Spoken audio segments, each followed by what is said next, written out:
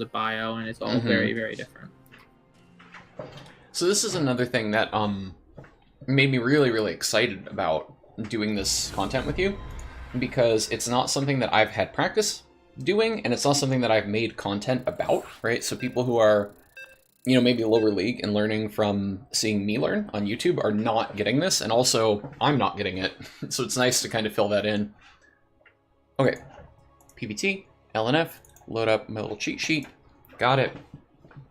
I'm starting to like, the walls are at least familiar, even though I don't have them mapped to the maps yet. Good. So Okay. it's like I still need the cheat sheet to tell me which thing to do and what layout to expect, because I'm really bad at memorizing maps. It's another thing that I guess I'm getting good practice on. Yeah, but then as soon as I see it, I'm like, okay, I kind of know how to do this. Yeah. When cannon rushers are talking to each other about this kind of thing, we when we describe walls, basically all we do is we say like the general vicinity that the wall is in, and then we all just know exactly what we're talking about, because there's usually only like one even remotely reasonable wall in that area. For you, I have to like, you know, specify like exactly where each building goes, like to the square. And there's a lot of other terminology that cannon rushers use when talking to each other that I'm trying to avoid with you, because it's jargon that you won't know or understand. And it's the same thing that I'm sure you've talked about this in your That'll cost more minerals than we have. bite-sized thing with, because StarCraft has a lot of jargon for macro and stuff. Definitely, yeah. Like even just the term macro is jargon. Right. Yeah, it's actually something that I am looking to go back and kind of comb through and fix. Is there are like early videos where I say stuff like a move, and I haven't defined it yet, right? It's like, you can't actually do that, right? You need to... Yeah. Man, this opponent is a lag party. Yeah, with Minute Micro, I try to avoid using any jargon that I haven't described in a previous video. So I'm very specific in like attack, move, move, command, attack, move, command. I don't say this other stuff. Yeah, I was actually a little bit jealous when I saw that you had done such a good job with that. I'm like, oh man, like I need to fix my own thing. Ah, crap. Okay, so we're gonna try the bad thing again. Well, it's not like he can lower his depot while it's there, though the SCV, if he cancels it, will block him from going down a pylon. And once it finishes, he can cancel it. So, it could be awkward.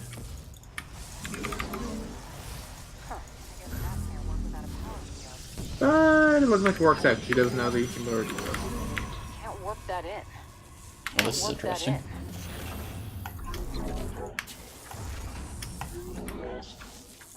Oh, no. Mineral, run away. Our probes are under attack. Our base is under attack. Oh, crap. Okay, I keep clicking low ground, and that's really, really bad. Yeah, okay, so... Jeez, I lost all my probes. Lifted before building a unit, which is interesting. You're going to want to get another thing over there, and you might as well get a gateway and gases at home, because you're probably going to have to go into transition here.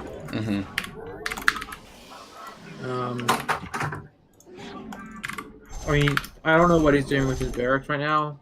He may just let you kill him with cannons, but we might as well take this as an opportunity to do the follow-up in PvT, because we haven't done that yet. So I'm going to tell you to hard transition here, even though you can probably kill him with cannons. Okay, so we're not building any more cannons, or we are? Well, we are, but they're on the low ground. Okay. And I mean, if he's like being super greedy, I guess we have to just punish him with cannons. Because it doesn't actually look like he has a bunker. It's like he wants you to kill him with cannons, so I guess it's oblige. But okay. But if he has any kind of defenses, then we can just hard transition.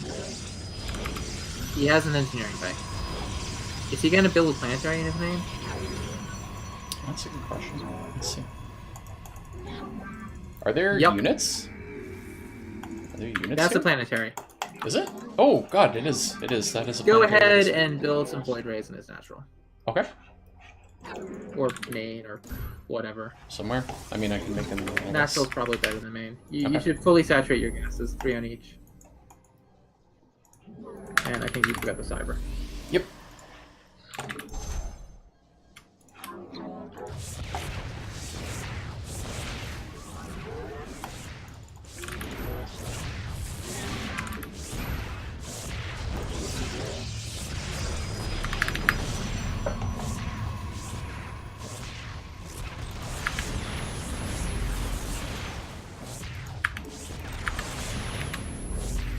Yeah, so you're going to want to get some, a couple of cannons covering the ramp from below ground, just so they can't walk down and kill you. Okay.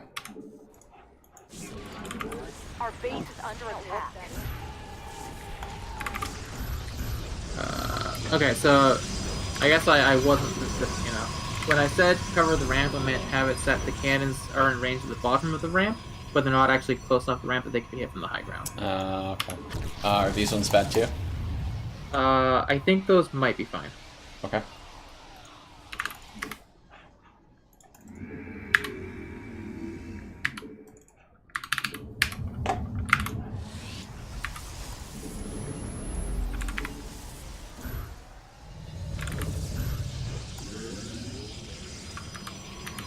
Our base is under attack.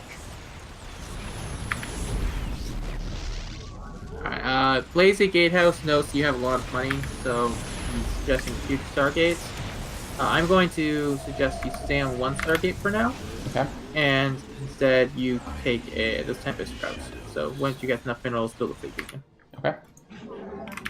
Double Stargate would end the game convincingly, but I'm just trying to give you some kind of feeling for the follow-ups that you can have in PvT. Makes sense. So Voidrays and Tempest are the two units we're building, and when you go into Tempest is a non-trivial problem. You sometimes don't ever go into Tempest, sometimes you go straight into Tempest. Okay. Do I fight right now or no? Yeah, fight with the Voidray. Annihilation commencing. The Voidray can't die until he has Blink. Okay. That's cool. Oh god. You can cancel the Voidray cards, by the way. I don't know if you're aware. Oh, I didn't. It still slows you down, right? Our base is under attack. When you cancel it? No, using it at all. Yeah. What do I do about this? Recall? Recall. Just one or both? One. Okay.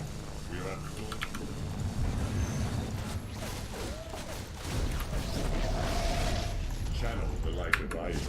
Our base is under attack.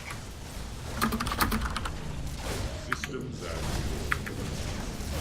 Under cool. Need to actually finish these kills.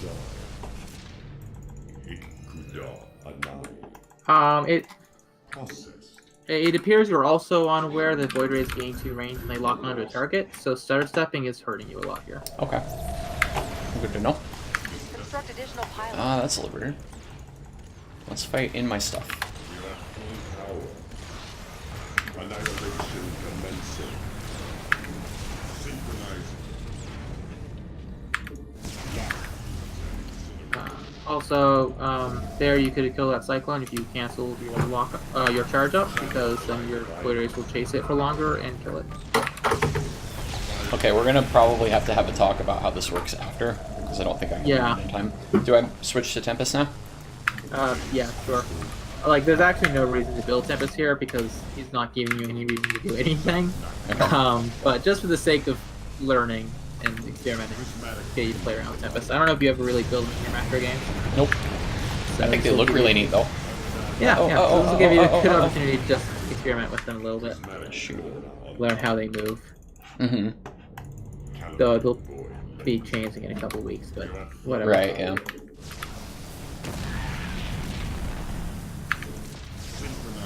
Our base is under attack. Gunning for our probes.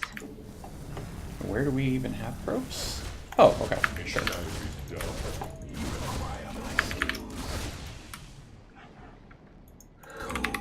This vessel shall state that. Channel the light of Ion. Cast our shard.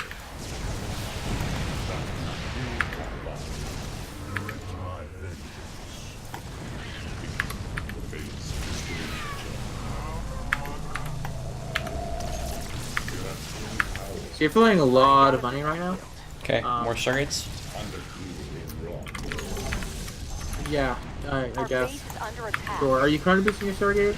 Oh Nope. crap, 3 Stargates. That's Enemy aggressive. is gunning for our probes. Can you even afford your next Nothing unit? left in that mineral No. cluster.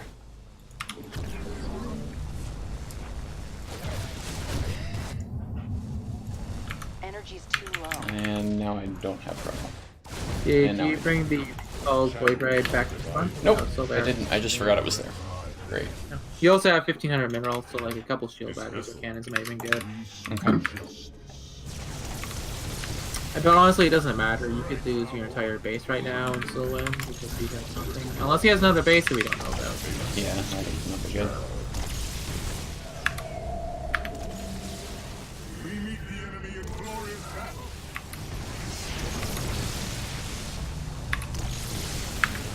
Synchronized. More higher. Got him. Well, that was gross, and I don't feel very good about myself. Yeah, that was interesting. But this is your first time doing that follow-up, so... Yeah, and I really, honest to God, I never make Stargate units. Like, I do it begrudgingly in PvZ because you quote-unquote have to, but even then, like, I do much better, and I play at a higher level when I just make adepts. Hey, Adeline! Oh, look at you. Aren't you, like, supposed to be at your convention right now? That's why you're just popping by to say hi. Okay, that makes sense. Well, thanks for stopping in. It's great to see you. For those who don't know, Adeline's my sweetie. So she's just saying hi. That was interesting. Alright, so micro for Stargate units. Yeah, so we haven't talked about this yet, so I can't blame you for not knowing it. Voidrays, like you said, you don't build Stargate units, so I guess you wouldn't know this. Voidrays are unique in several ways. One is that they attack while moving, but only if they've already locked onto a target. Okay. You may have been aware of this, or at the very least noticed it this game. Nope. Okay. So if a Voidray locks onto a target, it can attack while moving, while chasing the target. It also will gain 2 range during this, which means that if you lock onto a target at 6 range, which is the Voidray's maximum range, and then it moves away, your Voidray will start moving and continue chasing and continue shooting, and it will only lose the target when it gets past 8 range, and then you'll have to get back into 6 range to relock on. Okay. The Voidray charge gives it significantly more damage against armored units. It does nothing against things that are not armored, and it makes it move more slowly. You can cancel it to give it back its movement, and a important trick for doing this is you lock onto a target at whatever range you happen to be. You activate charge. The target starts moving away. Your Voidray starts chasing it, and then before it gets out of your range, you cancel charge to give your Voidray a huge speed boost, and that makes it take way longer for the target to get out of range. You have a lot more time to shoot at it. Even though you're dealing less damage, you're going to deal more total damage because you have longer to shoot. Because you're actually, like, hitting it for longer. Yeah. Okay. Yeah. Okay, so... and what does the lock-on do? Is it just a damage increase, or is it only against armored stuff? Only damage increase against armored. And it slows you down. Canceling it is also really good for running away, of course. Void Rays, like all air units, are floaty. They accelerate and decelerate slowly. So that's important to note when trying to micro them. Important numbers, I guess. Tempest, 2-shot SCVs into Marines. It is very close to a 1-shot, though. So 1 Void Ray shot and 1 Tempest shot will kill an SCV or a Marine. So if you have like 1 Tempest and 1 SCV, then you can, or in 1 Void Ray, you can like split the fire around. It's 5 Tempests to 1-shot a Viking. Tempests have much more anti-air range than anti-ground range. I hope you knew that already, but just in case you didn't. They actually deal more damage to ground units, though, which is interesting. They used to have really long range against everything, right? Yes, and they were really good back then. Okay, that's like the Tempest that I knew, but I say, I've never really made them. Okay. So I guess it's just a matter of practicing more. So important things are, don't try to stutter step, and turn on the big beam if I'm shooting something armored, but then if they run away, turn it back off. Yeah, and there's a lot of precision in when you turn it off to be optimal, but as long as you understand the idea, you can play around that yourself to figure out the timing for it. As far as when to get the fleet beacon, like I said, Voidrays are invulnerable. They will Mhm. never die unless the opponent has either Stim or Vikings. Okay. Because Stim Marines are fast enough to chase down a Voidray, and Vikings have infinite range. So your Voidray can't actually touch some of the opponent micros. At this level, your opponents will not micro, and they will lose every Viking to a Voidray. But that's only because they're bad. Vikings should never die. Yeah, theoretically, the Vikings are a big problem for me. They just weren't in this game. He didn't even build a Viking in this game, but yes. There were a couple. I just clicked on them instantly. Yeah, I promise. Well, yeah, that's because he's bad. That's when you need Tempest, is to deal with the Vikings. Because Tempests have a lot of range, and they can actually shoot the Vikings. Okay, makes sense. If he's just getting a lot of Marines, then the Tempest won't really help most of the time. There are a couple maps, like Lost and Found, Tempests are good even against Marines, because the main base is so close to the natural. In general, they don't really help. So that's against Marines. It's based on like momentum. You want to deal a lot of damage early with the Void Rays, because if he's going for Stim, he's not going to have fast Vikings usually. If he's going for Vikings, he'll usually just keep playing Vikings instead of switching into like Stim and Medivacs and stuff. So if he's going for a lot of Marines, then you can deal a lot of damage early on with the with the Void Rays, because they're, like I said, invulnerable. And you just like, fight, go to shield batteries, fight in range of shield batteries if possible, and you have to try and get like a lead early on before he gets Stim. And once you get Stim, then it gets a little bit messy. You can, on certain maps, like I said, you can try and go Tempest. You can try and like switch into Disruptors or something, or you can just keep building more Void Rays and like get a Sentry for Guardian Shield and maybe a few Zealots if you have spare minerals, and try and take a fight with that, because Guardian Shield is really good against Marines. Yeah. But the big thing against Bio is he's going to drop your main and kill your main. So you need like another Nexus to recall. Okay.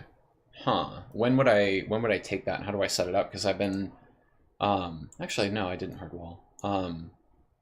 Okay, so I just feel it out basically. Yeah, so you build the Nexus at your opponent's third.